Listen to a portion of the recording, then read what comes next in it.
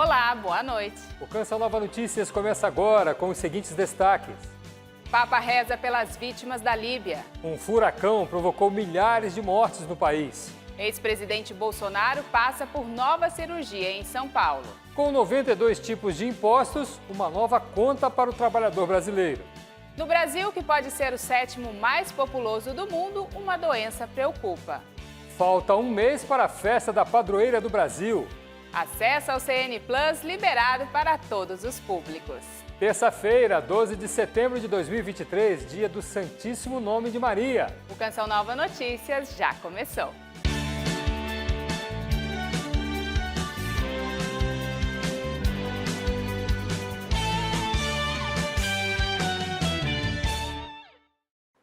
Boa noite. A passagem de um furacão causou uma catástrofe no leste da Líbia. Algumas cidades ficaram submersas e milhares de pessoas foram afetadas pela tempestade.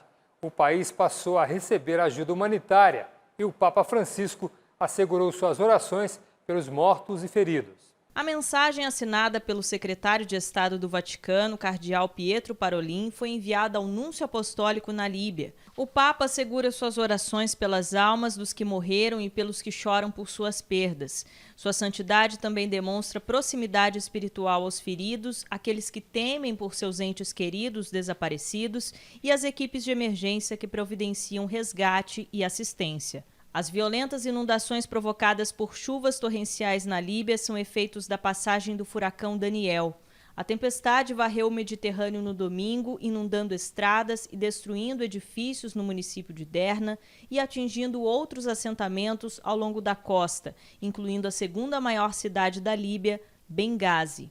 A chuva é o resultado de um sistema muito forte de baixa pressão que provocou inundações catastróficas na Grécia na semana passada e se deslocou para o Mediterrâneo antes de se transformar num ciclone tropical. Agências de notícias locais apontam quase 6.000 vidas perdidas em todo o país. Felizmente, a solidariedade atingiu o norte da África.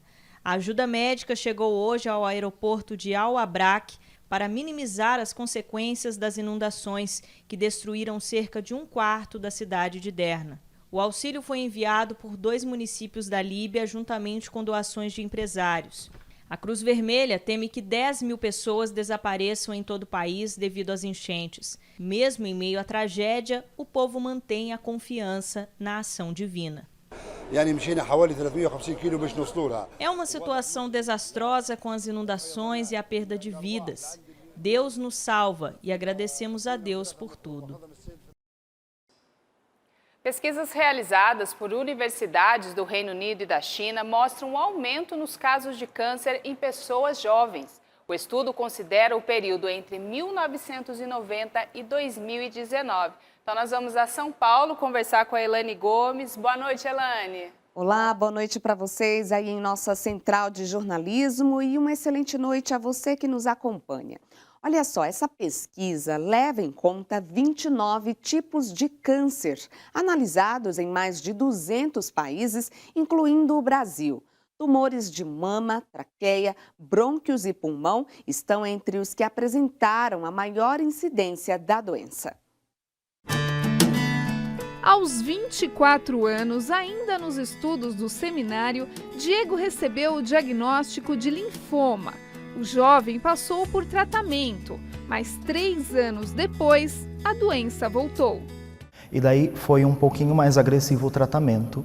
Foram 3 ciclos de quimioterapia antes de ser então encaminhado para o transplante de medula óssea. Histórias como a de Padre Diego são cada vez mais frequentes. Segundo pesquisa publicada em uma revista científica norte-americana, os casos de câncer em pessoas com até 50 anos aumentaram 79% nos últimos 30 anos. As principais causas estão associadas aos hábitos de vida. A gente sabe que o álcool e o tabaco estão associados com praticamente 100% dos cânceres. Para a alimentação, a gente tem câncer de cólon, que é a parte mais distal do intestino, câncer de estômago, câncer de intestino delgado. Evitar tabagismo, bebidas alcoólicas e manter uma rotina de alimentação saudável e exercício físico são recomendações médicas para prevenir a doença.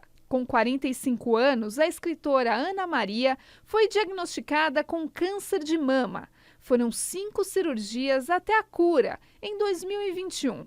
Hoje, ela escreve livros para quem enfrenta a doença e incentiva exames preventivos. Eu não ficar esperando. Se esperar, às vezes, se for o caso de ser um câncer mais agressivo, como era o meu, num estágio um pouco maior, e no início você não sabe sobre isso, nem os médicos sabem, às vezes você não consegue salvar. Durante todo o procedimento médico, Diego continuava seus estudos no seminário e sempre vinha nessa capela rezar por sua saúde. No ano passado, ele concluiu o tratamento e em 2023 foi ordenado sacerdote. Foi uma sensação de que o Senhor precisava permitir que eu passasse por tudo aquilo para compreender melhor as dores das pessoas. O ex-presidente da República, Jair Bolsonaro, passou por procedimentos cirúrgicos nesta terça-feira aqui em São Paulo. A cirurgia de hérnia de hiato foi realizada para tratar consequências da facada que sofreu durante a campanha presidencial de 2018. Jair Bolsonaro chegou ao Hospital Vila Nova Star, na zona sul da capital paulista, na tarde de segunda-feira e realizou exames preparatórios para 2 procedimentos cirúrgicos. Um deles é a correção de uma hérnia de hiato, cirurgia na porção superior do estômago para enfrentar um quadro de refluxo, e o outro de desvio de septo, para melhorar a condição respiratória. Segundo Fábio Van Garten, advogado de Bolsonaro, o ex-presidente entrou no centro cirúrgico pouco antes das 5 da manhã de hoje. Por volta das 9 horas da manhã, Bolsonaro já estava no quarto se recuperando. Segundo o boletim médico, os procedimentos ocorreram de forma satisfatória e sem intercorrências. Ainda hoje, equipes do hospital vão reavaliar o ex-presidente. No último dia 23, Bolsonaro já tinha passado pelo mesmo hospital para fazer os exames preparatórios, acompanhado pelos médicos Maurício Van Garten e Antônio Macedo, que participou das cirurgias anteriores de Bolsonaro, relacionadas ao atentado com faca sofrido por ele durante a campanha presidencial de 2018, na cidade de Juiz de Fora, Minas Gerais. Desde o ataque, Bolsonaro, que tem 68 anos, passou por 4 cirurgias por causa do ferimento na barriga. A gente fica por aqui. Outras informações de São Paulo você confere amanhã, a partir de 9h30 da manhã. Fique com Deus, excelente noite e boa noite também para vocês aí em Cachoeira Paulista. Obrigada, Elaine. Uma boa noite para você também. Valeu, Elaine. Veja, em instantes, Câmara dos Deputados deve votar nesta semana uma mini-reforma eleitoral. E Supremo Tribunal Federal considera válida a cobrança de imposto sindical.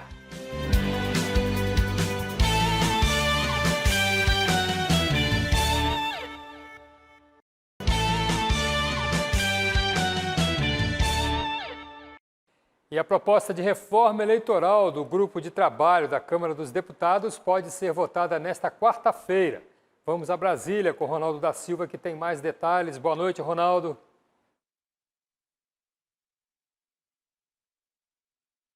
Olá, Wallace. Oi, Elaine. Boa noite para vocês, boa noite para toda a nossa audiência. E olha, os parlamentares querem aprovar o pedido de urgência no regime de tramitação dessa matéria. Para começar a valer nas eleições municipais, a nova regra precisa ser votada um ano antes das eleições de outubro do ano que vem. O relator da chamada mini-reforma eleitoral, o deputado Rubem Júnior, afirmou que o relatório deve ser votado no plenário da Câmara ainda nesta semana. O texto pretende alterar datas do calendário eleitoral, regras de punições em casos de irregularidades, verbas de campanha, contagem de prazo para inelegibilidade e liberar a campanha na internet no dia da eleição. Nós fugimos dos pontos mais controvertidos, como, por exemplo, combate a fake news, como, por exemplo, volta do financiamento empresarial. Por que nós fugimos de alguns pontos? Para poder ter uma pauta consensual, para poder ter a certeza de que nós iremos aprovar diversos pontos dessa mini reforma eleitoral. Foram muitas mudanças nas regras eleitorais nos últimos 10 anos, 19 modificações. Para a nova proposta começar a valer, os parlamentares precisam correr contra o tempo. O texto deve passar por Câmara, Senado e sanção presidencial até o dia 6 de outubro. A pressa é um dos problemas. Ela é extremamente antidemocrática. Ela não está ouvindo as organizações da sociedade civil que estudam, que pesquisam, que atuam nas áreas em questão que estão sendo modificadas. O deputado de oposição reclama da falta de acesso ao texto da proposta. Então, para votar isso há um mês antes do prazo final e só ter conhecimento há 15 dias antes da votação, 5 dias antes da votação, é muito pouco tempo para que a gente possa tomar uma decisão tão séria e radical. No Senado, outra proposta de reforma eleitoral tramita desde 2021. A ideia é incorporar o texto dos deputados aos dos senadores, tarefa considerada difícil para o cientista político. Essas mudanças vão acontecer sempre, como eu disse anteriormente, para buscar favorecer os grupos que estão em melhores condições de fazer a vitória nas próximas eleições. Por maioria, o Supremo Tribunal Federal considerou válida a cobrança de contribuição assistencial, novo nome, para sindicatos. O valor é utilizado para custear as atividades como negociações coletivas. Este vigilante paga mensalmente o imposto sindical, mas não concorda com a contribuição assistencial. É um absurdo, né? Porque a gente já paga quase uma coisa que a gente não usufrui do sindicato. A gente só usufrui do sindicato só para fazer a reciclagem. A contribuição obrigatória também para não sindicalizados não é bem-vinda. Eu acho que é a faca na costela do povo, né? Que não é obrigado a fazer algo que ela não quer fazer. E muitas vezes precisa do sindicato e não utiliza. Eu acho que não deveria ser obrigatório, eu acho que eu não concordo com isso. A contribuição assistencial não deve ser confundida com o imposto sindical, que já foi extinto pela reforma trabalhista de 2017. A análise definida pelos ministros teve julgamento iniciado em 2020, mas somente este ano, após diversos pedidos de vista, a maioria dos ministros seguiu o voto do relator, o ministro Gilmar Mendes. De acordo com o colegiado, a cobrança é, portanto, constitucional. Para o presidente da FEComércio do Distrito Federal, a decisão no STF fortalece a atuação sindical. A decisão do Supremo Tribunal Federal é de grande importância para os nossos sindicatos patronais, pois a contribuição assistencial tem como objetivo fomentar essas entidades para que possam melhor defender os interesses dos seus representados. Já para o senador Eduardo Girão, a decisão na Suprema Corte contraria o Congresso Nacional. É mais uma usurpação do STF com relação às prerrogativas do Congresso Nacional, que já disse não, que já votou sobre isso, que já deliberou, não se omitiu. A gente fica por aqui, desejo a todos uma boa noite. Até amanhã, Wallace e Elaine. Valeu, Ronaldo. Boa noite para todos aí. Olha, e crescem as denúncias de golpes financeiros no Brasil. A rapidez no avanço tecnológico tem dificultado a identificação de fraudes. Por isso, é necessário maior cautela com abordagens consideradas suspeitas. Seja por SMS, ligação ou por vídeo nas plataformas digitais. Quando a mensagem envolve dinheiro, desconfie, pois pode ser fraude. Ao mesmo tempo que existem essas ferramentas que o pessoal usa para a brincadeira, elas também podem ser utilizadas de uma maneira errada, gerando a confusão, a desinformação, disseminando informações falsas. O número de fraudes cresceu 73%, de acordo com dados de um canal de denúncias do governo. Dona Madalena foi uma das vítimas, caiu em um golpe e teve prejuízo. Agora, com o aumento desses casos, a preocupação é grande, pois as ações ilícitas estão cada vez mais aprimoradas.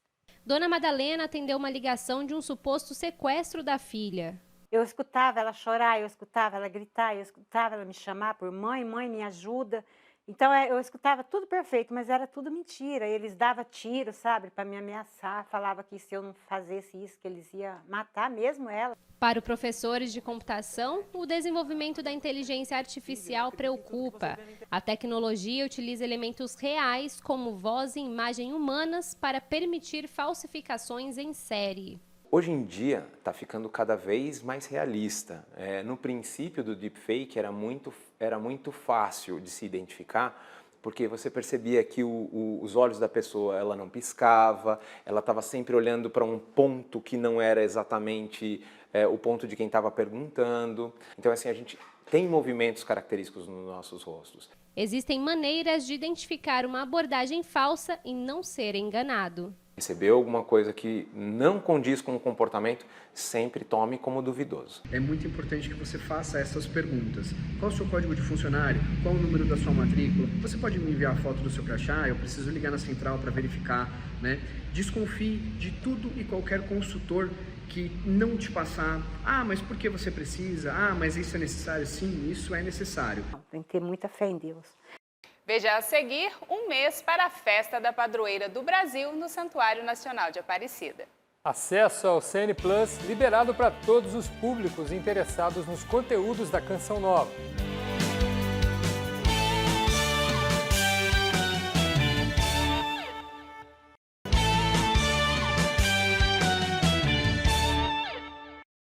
Ter o nome do pai na certidão de nascimento é um direito previsto na Constituição. Só que nem todos levam a sério. Este ano, mais de 123 mil crianças foram registradas sem o nome do pai. Os dados são da Central de Informações do Registro Civil. E para tentar mudar essa realidade, a Defensoria Pública de Minas Gerais realiza um mutirão de direito de ter pai. Quem tem mais informações é a repórter Monize Amorim. Paternidade consciente, um pai presente transforma o futuro. Esse é o lema da 11ª edição do Mutirão Estadual Direito a Ter Pai, que acontece no dia 20 de outubro. As inscrições para participar da iniciativa já estão abertas e quem tem os detalhes é Paula Regina, defensora pública. Paula, como funciona o mutirão? O mutirão ele é um espaço, para que as pessoas venham em busca da regularização da paternidade. Então, nós realizamos exames de DNA no dia do mutirão, em todas as unidades participantes da Defensoria Pública, são 63.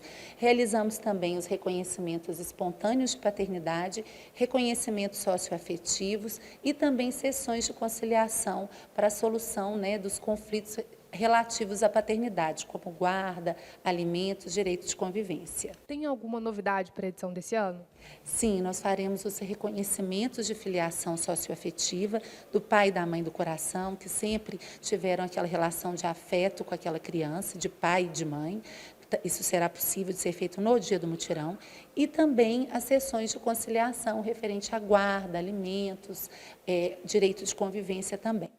Muito obrigada, Paula. Então, se você ficou interessado, anote aí, dia 20 de outubro acontece o mutirão, mas as inscrições vão até o dia 6 do mês que vem. Se você quiser saber mais detalhes, documentos, basta acessar o site da Defensoria Pública de Minas Gerais, defensoria.mg.def.br. De Belo Horizonte, Monize Amorim para o Canção Nova Notícias. E chegou a hora de falar da previsão do tempo. Há 10 dias da primavera, o calorão segue firme em boa parte do país, com 36 graus em Manaus, 33 em São Luís e na capital paulista. O sol brilha forte no sudeste e em toda essa área clara do mapa. O litoral do Nordeste terá chuva passageira. Na região norte, as pancadas de chuva podem ser mais intensas. No centro-oeste, as instabilidades entre o Mato Grosso do Sul e o Mato Grosso ocorrem ao longo do dia. E os termômetros chegam a 39 graus em Cuiabá, 33 em Campo Grande, 36 em Goiânia e a 32 graus em Brasília. Nesta quarta-feira, um novo ciclone extratropical vai se formar no sul do país, dando origem a uma nova frente fria. Os temporais se espalham pelo Rio Grande do Sul, Santa Catarina e o Paraná. Os moradores do Sul, então, devem permanecer em alerta pelos próximos dias. O Santuário Nacional de Aparecida iniciou nesta terça-feira a contagem regressiva para a festa da padroeira do Brasil. Este ano, as celebrações em sintonia com o 3º ano vocacional brasileiro. No repicar dos sinos, o anúncio esperançoso do tempo que se aproxima. Estamos a exatamente um mês da grande festa da padroeira do Brasil e o santuário já se enche de alegria, de festa. Celebração contagiante do Nordeste ao Sul do Brasil. Eu sabia que eu não ia aguentar essa emoção. Primeira vez que eu venho a São Paulo, eu tinha um sonho de visitar Nossa Senhora Aparecida. Estou muito emocionada por participar esse ano, porque a Romaria que eu participo, de Passo Fundo, está completando esse ano 40 anos de Aparecida. De 3 a 11 de outubro, a novena acontece às 3 da tarde e às 7 horas da noite. O tema, uma súplica. Maria, ensinai-nos que vocação é graça e missão. A nossa proposta é redescobrir a vocação de todos nós como graça recebida de Deus, mas também como missão. No dia 12 de outubro, 7 celebrações eucarísticas estão programadas para acontecer aqui no altar central do Santuário de Aparecida. A primeira, por exemplo, acontecerá logo às 5 da manhã. Já na Basílica Histórica, às 15 horas, o devoto é convidado a se consagrar solenemente a Nossa Senhora Aparecida e depois, às 18 horas, rezar o Ângelus e participar da procissão. E na tenda dos peregrinos, voluntários poderão cuidar daqueles que virão a pé ou de bicicleta à Casa da Mãe, entre 11 e 15 de outubro. Primeiro faz esse acolhimento, depois a lavagem dos pés, depois curativos, se precisar. Depois a gente tem também a equipe que trabalha de fisioterapia para fazer as massagens, os alongamentos. Em cada lar, um santuário. No coração, a crescente do amor à mãe, que direciona para o sol da justiça, o caminho que é Jesus. Esse 12 de setembro marca os 9 meses de eternidade de nosso fundador, Monsenhor Jonas Abib, o Padre Jonas da Bíblia. O sacerdote incansável em pregar o Evangelho. Com a saudade do dia de hoje, queremos fazer como ele sempre fazia, pedir a sua contribuição para que mais pessoas conheçam a Jesus. A campanha desse mês para manter toda essa obra de evangelização está em 32%. Nós precisamos de você para chegar aos 100%. Fechar a campanha era o presente que Padre Jonas sempre pedia. Nosso agradecimento à família Canção Nova. Em clube.cançãonova.com tem todas as informações para quem deseja nos ajudar. O CN Plus, aplicativo de streaming do sistema Canção Nova de comunicação, foi lançado no dia 15 de agosto. A plataforma reúne o maior acervo digital católico do Brasil. São mais de 1.500 conteúdos audiovisuais de evangelização e entretenimento disponíveis para todas as idades. E o legal é que o acesso é totalmente de graça. É graça de Deus! É de graça pra você! A experiência que transforma passa pelas ondas do rádio, o colorido da TV e agora virou aplicativo. O CN Plus é mais um passo desse grande sonho. Nossos filhos, eles não assistem mais TV aberta. A gente vai vendo que eles colocam do celular para a televisão e a hora que querem assistir. Então, a gente precisou fazer todo esse trabalho e, graças a Deus, está aí a CN Plus, disponibilizando um conteúdo, o maior acervo católico disponível no Brasil está no CN Plus. Para a equipe envolvida no projeto, foram 3 anos de desafios com o trabalho de muitas mãos. A gente vai se dedicando, colocando o nosso esforço, colocando a vida naquilo que a gente faz e depois ver o produto final que ajuda e que assim, serve a tantas pessoas, né? Serve ao propósito da evangelização, é uma realização de vida, sem dúvida. Pregações, programas, músicas e documentários estão disponíveis na plataforma, além da emoção das transmissões ao vivo e as memórias do passado. Tudo na palma da mão. Ali você faz a sua inscrição, coloca o seu nome e vai receber, já vai estar disponibilizado para você um conteúdo vasto. Todos os ambientes liberados hoje é a super novidade do dia. Conquista comunitária na missão de levar a palavra de Deus para diversos lugares. E hoje nós podemos participar desse benefício que é realmente as novas tecnologias e essa conectividade. de graça, porque a graça de Deus precisa chegar a todas as pessoas, e essa é a proposta. A Canção Nova, ela sempre se diferenciou, oferecendo uma programação gratuita, sem propagandas comerciais, e agora então ela se mantém fiel à sua proposta, à sua essência, que é fazer chegar a todos a palavra de Deus. Esse foi o Canção Nova Notícias desta terça-feira. A seguir tem o programa Pra Ser Feliz com o Padre Adriano Zandoná. Uma ótima noite para você e toda a família. Boa noite e até amanhã.